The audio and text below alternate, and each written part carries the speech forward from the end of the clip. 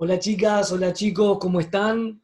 Como pueden ver, hoy nos toca hablar un poquito de faringe, así que vamos a comenzar rápido con este tema para ver de qué trata.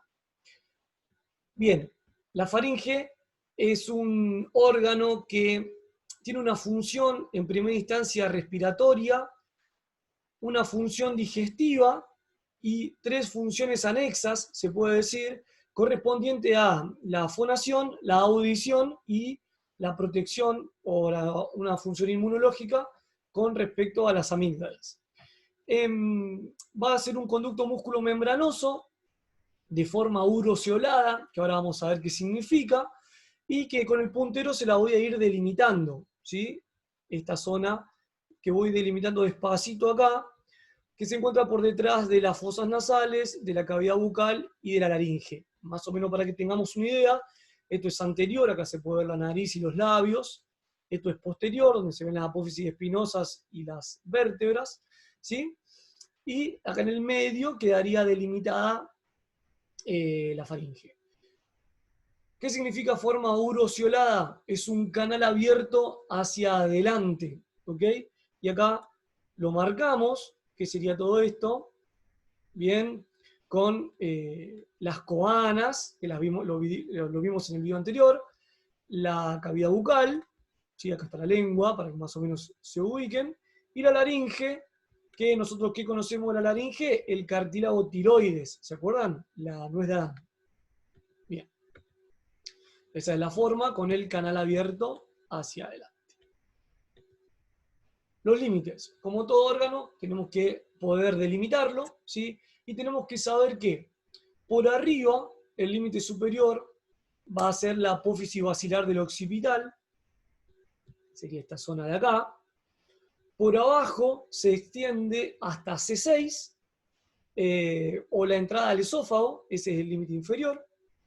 Por adelante, obviamente que va a tener, y si fijamos esta imagen que es una vista posterior, por adelante va a tener como límite las coanas, la cavidad bucal y el orificio de la laringe. A los lados, las ramas tanto vertical como horizontal del maxilar inferior, y por atrás, el cuerpo de las 6 vértebras cervicales más los músculos prevertebrales. ¿Estamos? Esta imagen que les quise poner acá me representa un hueso occipital, donde todo esto sería bien posterior, esto bien anterior, ¿sí? Y les quería demostrar con esto la apófisis basilar del occipital, que va a ser el techo de la faringe, ¿sí? Que está articulándose con el efenoides. Entonces, se los marco para que más o menos tengan una referencia. En esta diapositiva sacamos, como pueden ver, el maxilar inferior, tanto la rama vertical como la horizontal, acá están los dientes y la lengua, para que también se pueda ver que tiene un componente muscular importante nuestro órgano y que estaría delimitado en esta zona. C1, C2, C3, C4, C5, C6, el cartílago tiroides, este es el hueso ioides y músculos de la faringe que vamos a ir viendo más adelante. Para su estudio, ¿sí? La faringe va a tener una división. A nosotros nos gusta dividirla directamente en los tres nombres más importantes. La nasofaringe o rinofaringe, la oro, acá en verde, orofaringe o bucofaringe, obviamente en continuidad de la cavidad bucal, y la laringofaringe en íntima relación con el orificio laringeo. Bien, a su vez, otra denominación u otra clasificación es que la rino y la oro, o la naso y la oro, forman el segmento facial y la laringofaringe el segmento cervical. ¿Sí? ¿Qué pasa? ¿Qué otro detalle también podemos dar de todo esto?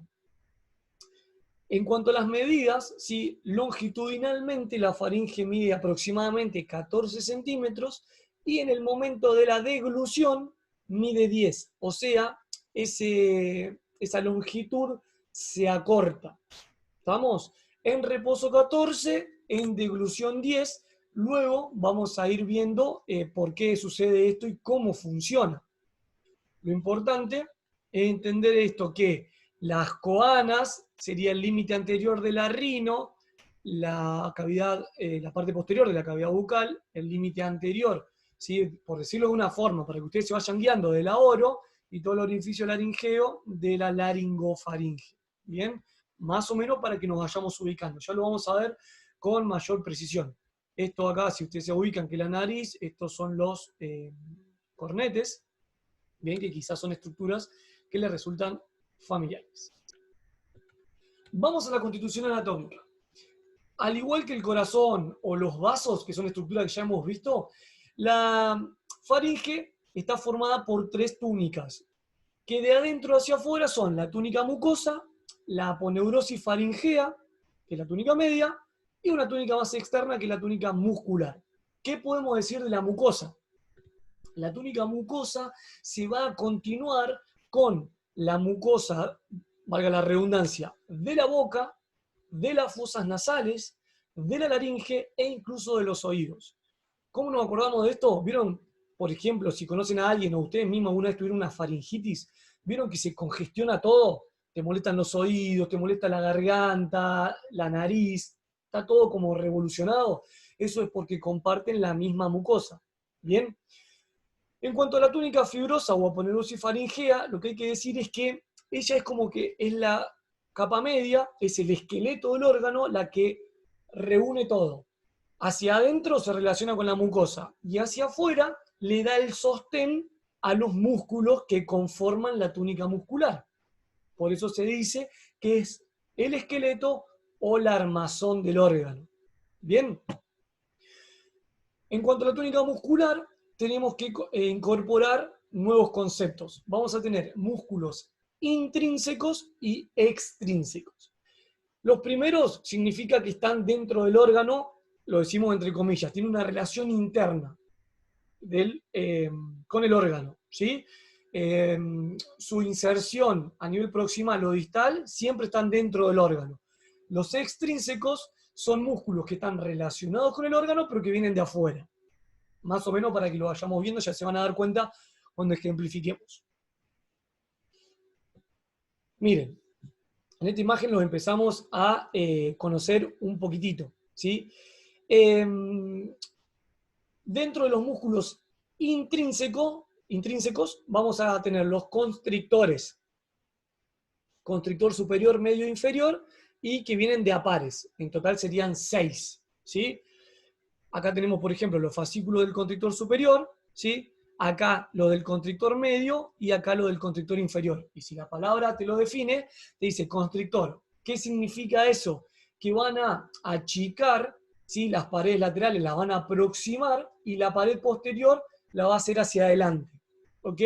Con la finalidad de la deglución, de facilitar la deglución. Ahí vamos a verlo de una mejor manera.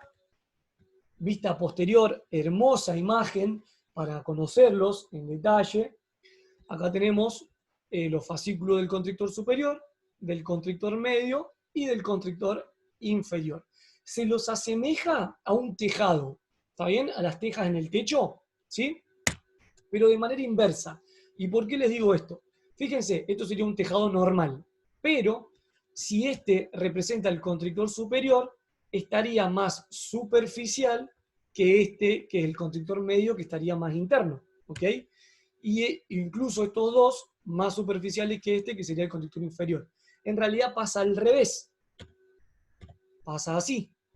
El constrictor superior sería un poquito más interno porque el medio está por encima y el inferior aún más por encima. ¿Me explico? Sí, se entiende. Bien. Se dice que las fibras son ascendentes, oblicuas ascendentes en el constrictor superior, son de disposición horizontal en el constrictor medio y oblicuas descendentes en el constrictor inferior. Lo interesante es que se unen en la parte media. Si esto es una vista posterior, estos son todos derechos y estos son todos izquierdos, se unen en la parte media conformando, ¿sí?, un nombre, una estructura que se denomina rafe medio. Rafe medio o rafe faringeo. ¿Estamos? Es la unión de los 6 músculos, por decirlo de alguna forma. Acá tenemos otra vista, ¿sí? Fíjense, una vista un poquito más oblicua para que se puedan ver los dos fascículos del constrictor superior, del constrictor medio y del constrictor inferior. Bien, ahí está. Los elevadores. Acá entran en juego los músculos extrínsecos, ¿sí? Por un lado, vamos a tener el salpingo faringeo, ¿sí? Que es este que está acá en naranja, y el estilo faringeo, que es el que está en rosa. Son dos por cada lado, también son pares. Bien, como la palabra lo dice, el estilo faringeo va desde la apófisis estiloides hasta la aponeurosis faringea, hasta el esqueleto. Con la función de elevar la faringe, acá entra en juego la reducción del tamaño. ¿Se acuerdan que en reposo 14 centímetros, en deglución se eleva el límite inferior de la faringe y mide 10 en deglución? ¿Ok?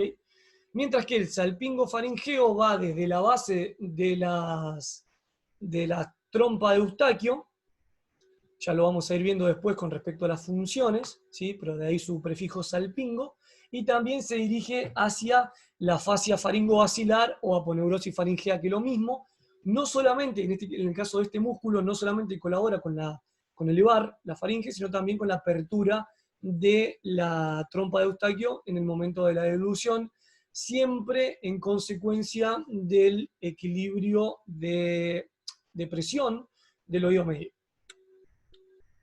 Acá se los dejo con los colores, ¿sí? Salpingo faringeo en naranja y estilo faringeo en rosa. ¿De qué tenemos que hablar ahora?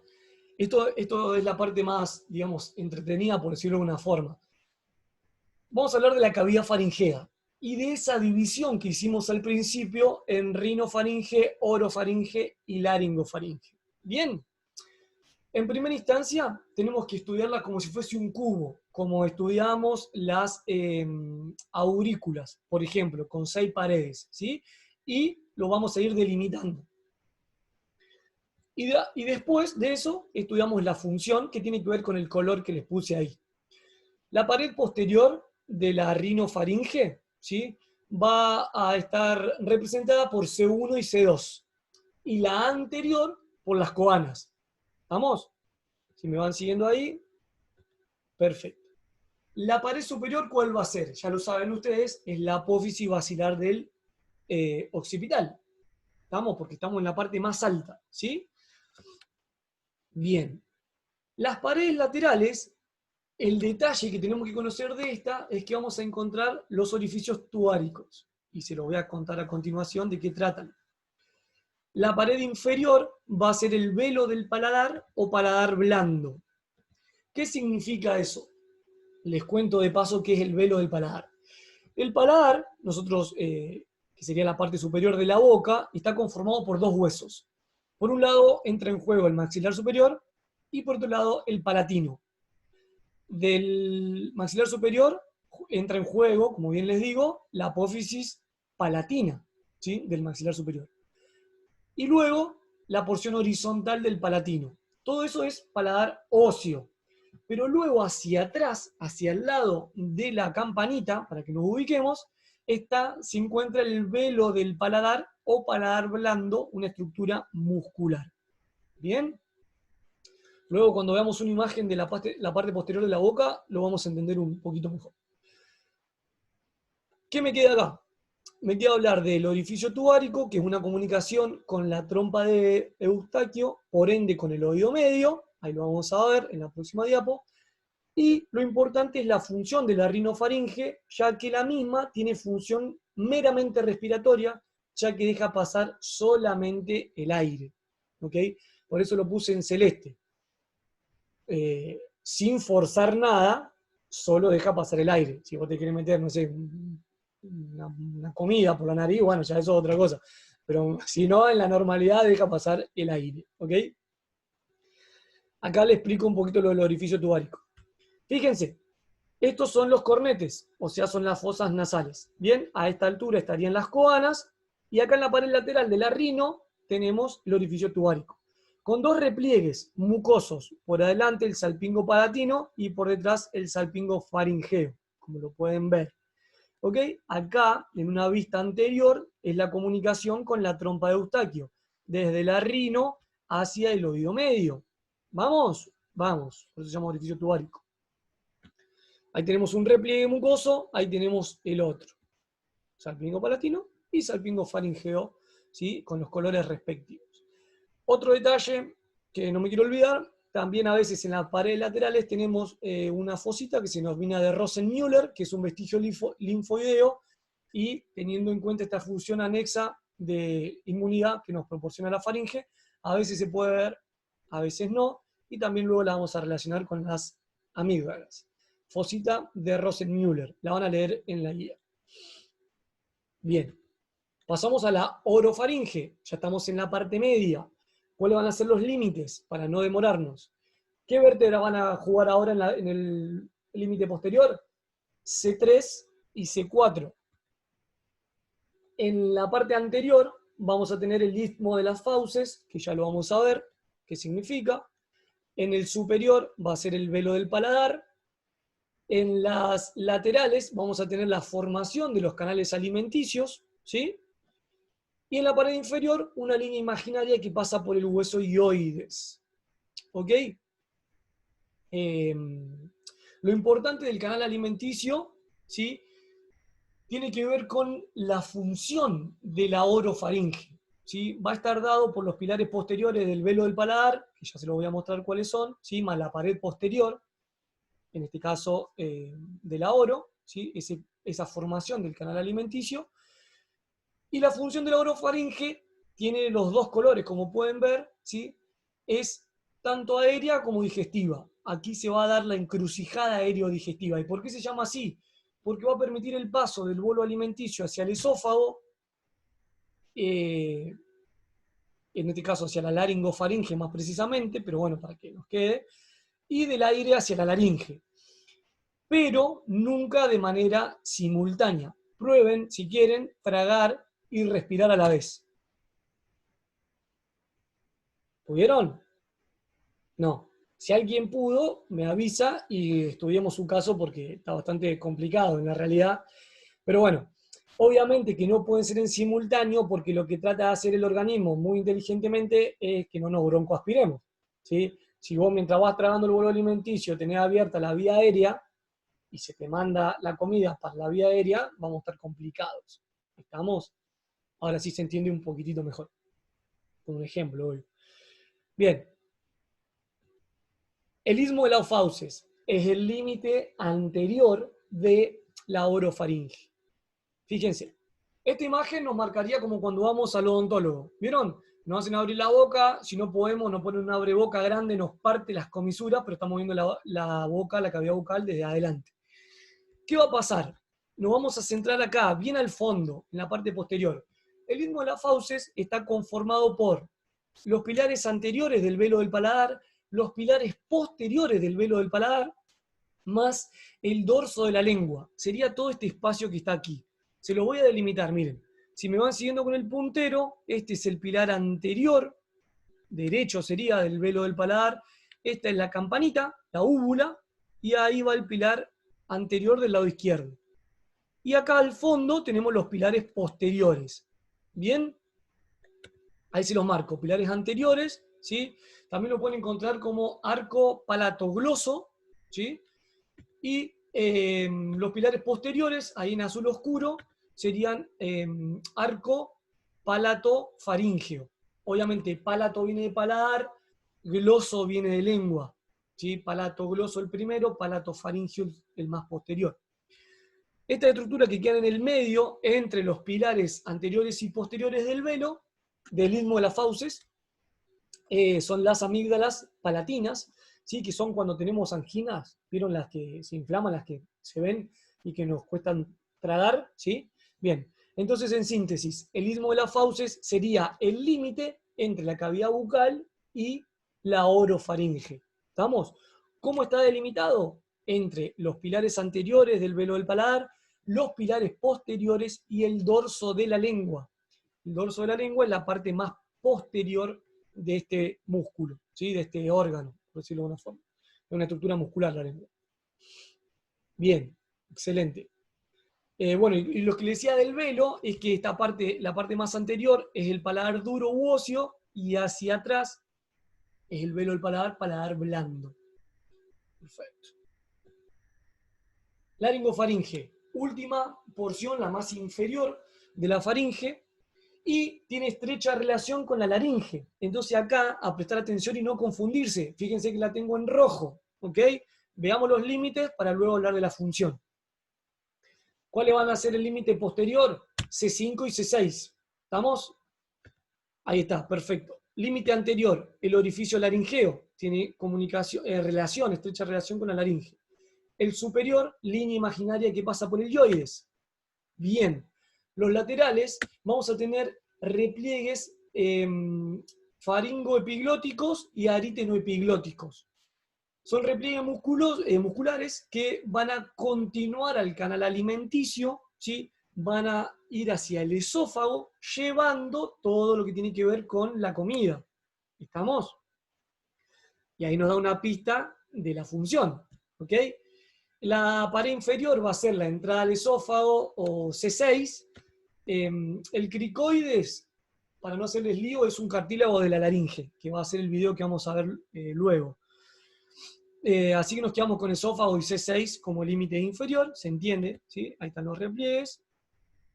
Y la función de la laringofaringe es solamente digestiva. Deja pasar el bolo alimenticio hacia el esófago. A no confundir por el nombre. ¿Ok? Sí, lo entendieron. Perfecto. Antes de entrar con el círculo linfático de Waldeyer, ¿se acuerdan que yo dije? Funciones principales de la faringe, respiratoria y digestiva. Anexas, auditiva, fonatoria e inmunológica. La auditiva, ya la vieron, esto que tiene que ver con la continuidad o la relación con el oído medio a través de la trompa de Eustaquio. ¿Sí? La fonatoria es ya que interviene como una caja de resonancia para el desarrollo de la voz.